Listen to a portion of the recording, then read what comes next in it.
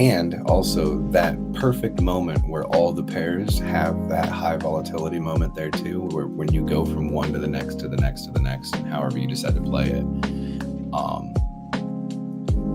you can cause for volatility. You can cause for two of the assets to be volatile on the high side and one of the assets to be volatile on the downside.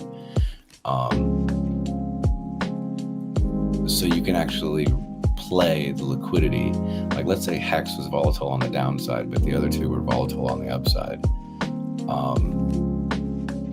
Then you'd be able to utilize the other two assets to be able to pull the price of the original asset through all that bottom side volatile liquidity into the thicker part of the liquidity where it wasn't volatile anymore, where there's less slippage, and then cause for more fervent buying behavior to happen in the thicker part of the liquidity without actually even yourself using any volume on that particular pair. Depends on the size of player that you are and the pools that are there and how new that it is, also how much weight that it currently carries.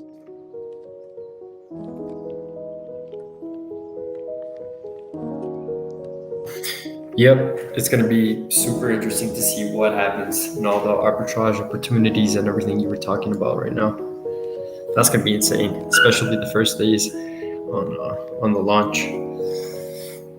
Yeah, because all that stuff that I'm talking about that you may have to take consideration of, like it's all fresh and new, so you don't have any consideration to any of that shit, right? It's like later on you'll find out, but the only way to find out is your potential to fuck around.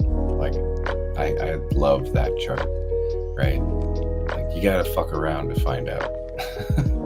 Unfortunately. Yeah.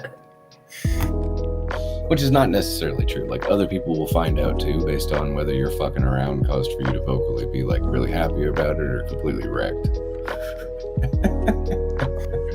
Yeah, for sure.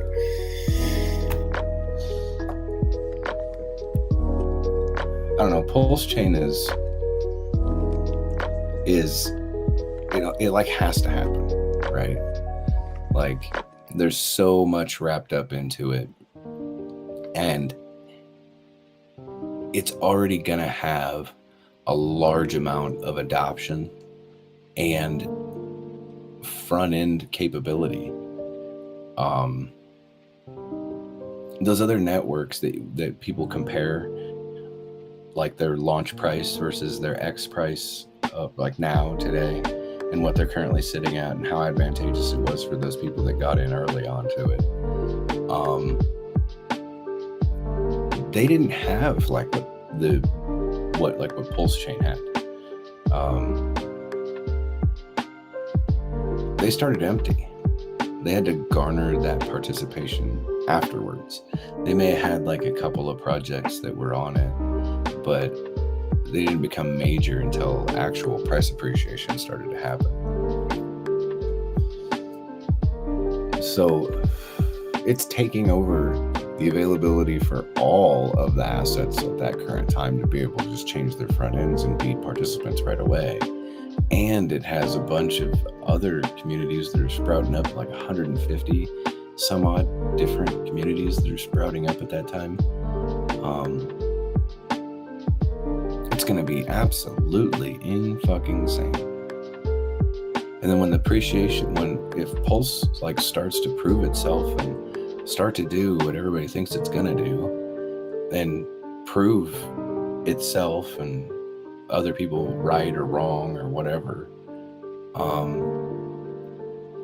I think that's like more when it gets more dangerous for people who have Pulse, because as soon as it starts to gain some more value is when people are going to come out of the woodworks trying to get your Pulse, and they're not going to be as, I guess, mindful about how the ecosystem works, like maybe some of the originating protocols that are already there that had enough time to sit there and really think about what they wanted to do and how they were going to accomplish it, their goals, and be successful and all these things.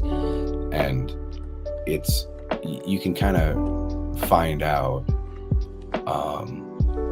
who puts the rubber to the road, I guess, in that respect. And then when new things happen after Pulschain's been around for a year or two, like I said, you're gonna have to be very careful about doing your research and like looking at all these things before you give up your pulse to some other thing that is going to give you a promise of some sort of shit. And I think most of us got all that shit covered, but we're going to have a lot of potential people coming into these ecosystems, right? And it's going to take a lot of us with the knowledge to be able to understand their position without knowing their position, right? It's just going to look like some new person that we're not used to seeing, right? And I guess a good point of view that I got from a good friend of mine was treat everybody like they're God will, right? And I guess in a certain sense that is important, but as I always say, I usually treat people like they don't have any money, right? And what can you find of value by listening to a little bit of commentary based on, if you didn't have a whole lot of money, then how can you still gain the advantage by utilizing the protocols to the best of its capabilities to give you that advantage? And then you can build a portfolio where after a certain period of time, just because of your involvement, you're now one of those people that made you worried at the beginning to even be involved in the first place. Oh, it's scary. People already have a lot of assets, right? You just don't see how you can compete. I get that a lot. Like, oh, there's so many big players. Like, why would I get involved? And you pretty much have to explain how everything works to them to really wrap it around their head that it's designed for new people to come in over a period of time anyway.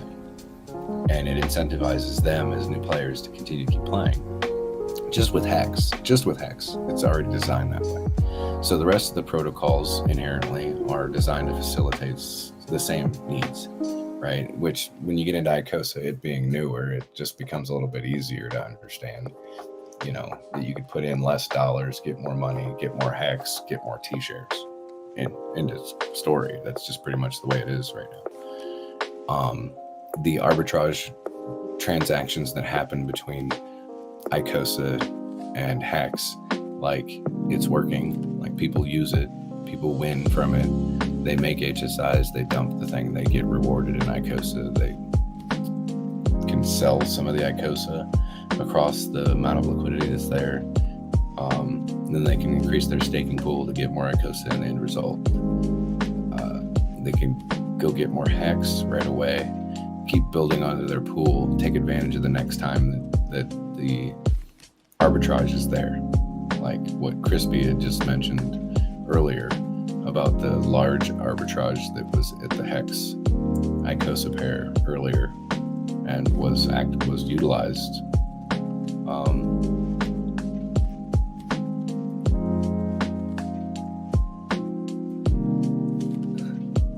Sorry, I'm reading something.